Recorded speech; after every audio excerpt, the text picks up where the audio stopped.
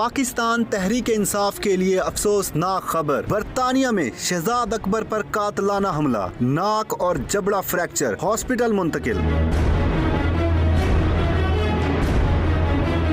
برطانیہ میں پاکستان تحریک انصاف کے رہنما اور سابق مشیر احتساب بیرسٹر شہزاد اکبر پر قاتلانہ حملہ، سیاسی حلقوں میں ہلچل مچ گئی۔ شہزاد اکبر پر برطانیہ میں قاتلانہ حملہ ان کے گھر پر کیا گیا، جہاں پر ایک نامعلوم فرد جس کی عمر 25 سے 30 سال کے درمیان بتائی جا رہی ہے، اچانک ان پر حملہ آور ہوا اور ان کے چہرے پر مسلسل مکے مارے، جس کے نتیجے میں بیرسٹر شہزاد اکبر کی ناک اور جبڑا بری طرح فریکچر ہو گیا۔ تشویشناک حالت میں انہیں فوری طور پر ہاسپٹل منتقل کیا گیا۔